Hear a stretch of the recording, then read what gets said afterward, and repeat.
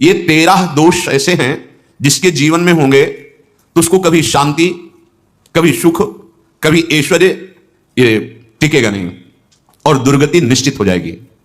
बहुत ध्यान से सुने, एक श्लोक में 6 दोष और दूसरे श्लोक में 7 दोष। उपासक को कभी इन दोषों को अपने अंदर टिकने नहीं देना चाहिए।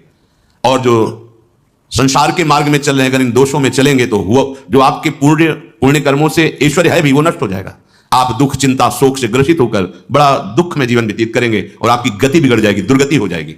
ये 13 लिख लो दिमाग में, डायरी में, क्योंकि ये नोट हो रहा है, आवाज डाली जाएगी, आप बार बार सुन, इनसे बचिए।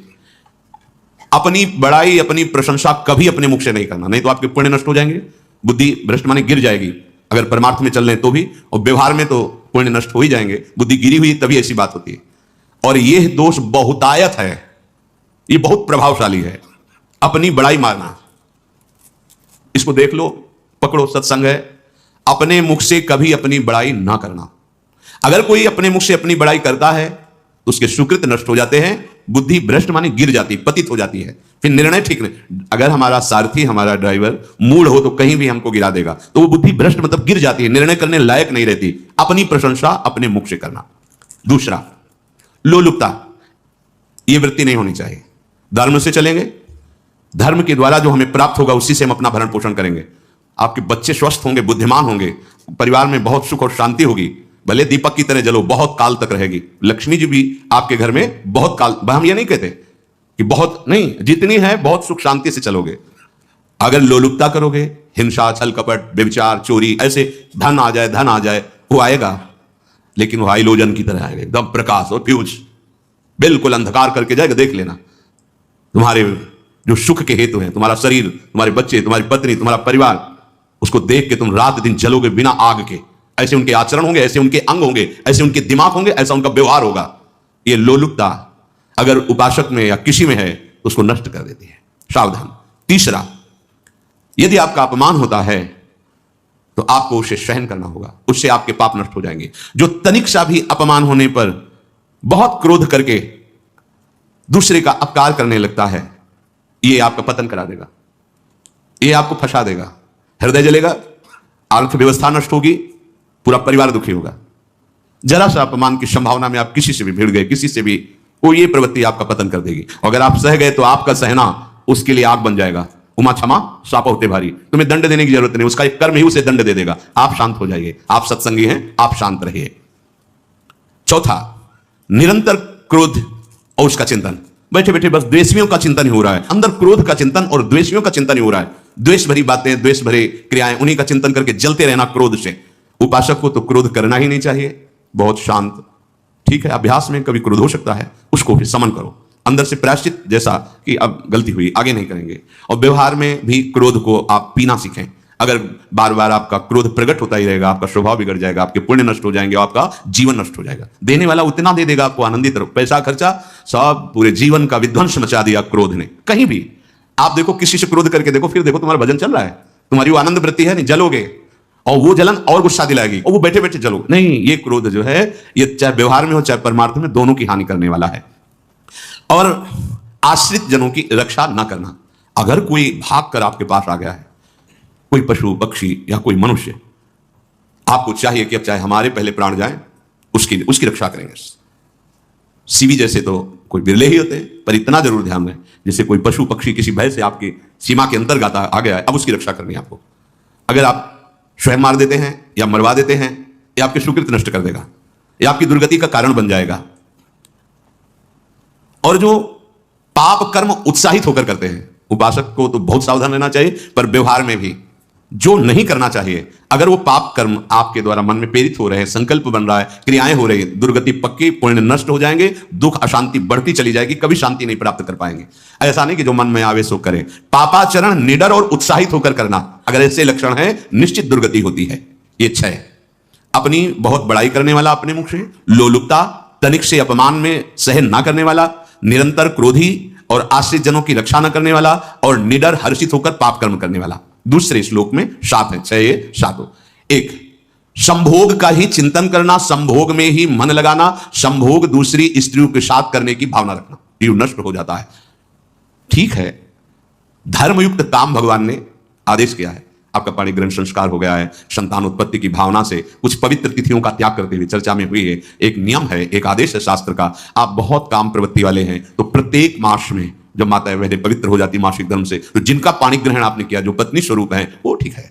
वहां भी बार बार के लिए व्यभिचार प्रवृत्ति के लिए शास्त्र आदेश नहीं करता, संयम पूर्वक, और उसका चिंतन नहीं करना। पाणी ग्रहण संस्कार है, घर में विराजमान है, एक संयम एक नियम के अनुसार उसका चिंतन तो फिर भ्रष्ट कर देगा। चिंतन प्रभु का करना है, चिंतन प्रभु की सेवा जो आपके कर्तव्य, इसके चिंतन से बचो। घातक है, बहुत बड़ा जहर है। अगर विषय चिंतन होने लगा तो मरोगे, जिंदा जलोगे, दुर्गति भी होगी। ये अंदर की जो आग है ना, कामाग्नि, ये इतनी बढ़ती चली जाएगी, हमारे होश खराब हो जाएंगे कि मुझे क्या करना चाहिए क्या नहीं करना चाहिए। कोवा मदांधो मदना तुरोमा, अंधा हो जाएगा, नहीं दिखाई देगा अनुजा तनुजा क्या है कौन है, कुछ नहीं, भ्रष्ट बुद्धि। संभोग का चिंतन, चिंतन नहीं। धर्मयुक्त काम आदेश है शास्त्र में। यदि आप प्रवृत्ति मार्ग में हैं तो अपनी पत्नी को जो पाणी ग्रहण स्वीकार किया है, वहां भी पवित्र तिथियों का त्याग करते हुए, एकादशी है, रामनवमी है, नव दुर्गा है, जन्माष्टमी है, राधाष्टमी, जो पवित्र तिथियों का त्याग करते हुए और ऐसे जो मर्यादाएं हैं उसके अनुसार, और कहीं पराई स्त्री के साथ संभोग की बात निश्चित दुर्गति पक्की है। ऐसे ही माताओं के लिए है, स्त्री शरीर के लिए है। यदि वो ऐसी गलत चेष्टा तो पतिवंचक परपति रति करही, रौ नरक कल्पसत परही। ये भोग चिंतन से बचने की चेष्टा कीजिए तो क्रिया से अपने आप बच जाएंगे। विषमता रखने वाला, सबके साथ बर्ताव ऐसा कि मैं बहुत श्रेष्ठ हूं और दूसरे सब नहीं, ऐसा व्यवहार नहीं। सब भगवत स्वरूप है, समान व्यवहार।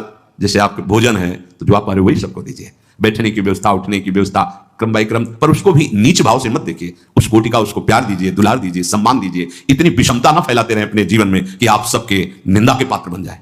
विषमता नहीं, सबको प्यार। हाँ ठीक है, पुत्र का अलग प्यार है, भाई का अलग प्यार है, पिता का अलग प्यार है, पर हमारा व्यवहार प्रीति युक्त होना चाहिए, विषमता भरा नहीं होना चाहिए।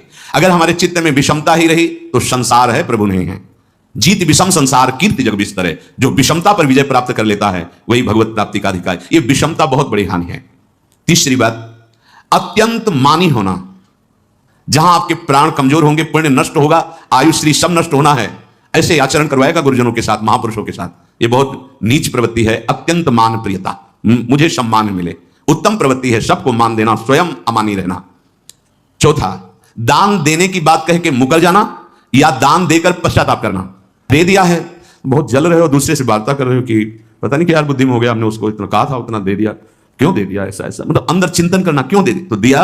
इसके बाद जो आपका जलन हो रही, पश्चाताप, सुकृत नष्ट हो रहे हैं। दान देकर पश्चाताप करना या दान देने की बात कह के मुकर जाना। जैसे आपने कह दिया आपको इतना इतना ऐसा, अब आप मुकर गए, ब्याज सहित तुम्हें देना होगा, ये तुम्हारी दुर्गति का कारण बन जाएगा। ऐसे ही नहीं बोलना चाहिए, बहुत होश से। वाणी एक अमोल है, जो कोई बोले जान, ये तराजू तौल के तब मुख बाहर आन। पांचवा, अत्यंत कृपण होना। ना परिवार को सुखी कर पा रहा, ना अपने को सुखी कर पा रहा है। एक एक सिक्का बैंक में जब मर गया। धन की वास्तविक गति यही है कि अपने परिवार को खूब उसकी अनुकूलता प्रदान करो, उसमें से कुछ हिस्सा किसी ऐसे को जिससे तुम्हें बदले में कुछ लेने की भावना ना हो। कोई साधु महात्मा, गाय, पशु, पक्षी, किसी भी जीव बीमार है शरीरधारी, उसके जिससे कुछ कभी लेने की भावना ना हो, एहसान की भावना ना हो। शो धन धन्य प्रथम गति जाकी, धन्य हो गया उसका धन। अब वो कृपण का धन किसी काम में, ना स्वसुख, ना परिवार के सुख, ना धर्म कार्यों में, व्यर्थ जीवन चला गया। उसी धन का चिंतन करना, उसी का संग्रह करना और उसी की रक्षा करते करते शरीर छोड़ देना। तलाव धर्म, अर्थ, काम, मोक्ष। और जो बालक, स्त्री, पागल, असहाय, जो इनकी रक्षा न करके इनकी हानि करता है, दुर्गति निश्चित है। माना आपकी पत्नी है, उसका स्वभाव बिगड़ा हुआ है, क्रोधी है, कटु वचन बोल, लेकिन आपके ही प्रारब्ध के लिए। माना आपका पति ऐसा स्वभाव वाला, पर आपके ही प्रारब्ध से तो संयोग बना है आकर, अब इसका निर्वाह कर ले जाओ तो पवित्र हो जाओगे दोनों। और अगर झगड़ा और लड़ाई और मारपीट और कहीं हिंसादि के रूप में उतर गए तो फिर और करनी बिगड़ गई। बालक है, आप उसको ज्ञान नहीं कि आप पवित्र है, क्या पवित्र है, उसको ज्ञान नहीं कि आप उसके साथ व्यवहार अच्छा कर रहे हैं कि बुरा कर रहे हैं। रक्षा करनी है आपको, शोषण नहीं करना। कह रहे स्त्री, बालक और पागल, जैसे विक्षिप्त है, पागल है, आपको रक्षा करनी है। बन जाए तो उसको भोजन, ऐसा नहीं कि ईट मारो, उसको अपमानित करो, उसकी बुद्धि खराब है, प्रारब्धवशात खराब हो गई है। तो शास्त्र आज्ञा करता है, स्त्री, बालक, जैसे पागल, विक्षिप्त आदि हैं, असहाय है, असमर्थ है, बूढ़ा है, वो आप सेवा भी करो, दो गाली दे सकते हैं, उनकी बुद्धि बिगड़ गई, आपको उनको दंड नहीं देना, मारना नहीं है आपको। मान लो आपके बड़े बूढ़े बुजुर्ग जन हैं, आप सेवा भी कर रहे हो तो आपको कटु वचन बोल सकते हैं, आपकी निंदा कर सकते हैं, लेकिन आपको उनके साथ व्यवहार सद करना है। अगर आपने इन दोषों को स्वीकार किया तो निश्चित आपकी दुर्गति होगी, ना इस लोक में आपको शांति मिलेगी, ना परलोक में। इसलिए इन दोषों को बार बार सुन करके और हृदय में जांचो कि कहीं है तो नहीं, अगर है तो सत्संग, भजन बल, भगवत प्रार्थना के बल से इन दोषों का त्याग कर दो, जीवन मंगलमय हो जाएगा। से अगर अच्छी क्रियाओं को देख रहे हो कि प्रभु करा रहे, तो बुरी क्रियाओं का संकल्प ही नहीं उदय होगा। अहम गलित हो गया तो अहम में ही तो सारे विकार रहते हैं। हर समय प्रभु के सामने कृतज्ञ रहो, कितनी कृपा, क्या हमसे लेना है आपको, आप तो पूर्ण काम हो, हमें इतना दुलार कर रहे हो। बलिहारी प्रभु, वो बार बार मन उनके चरणों में लौटता रहता है। प्रभु का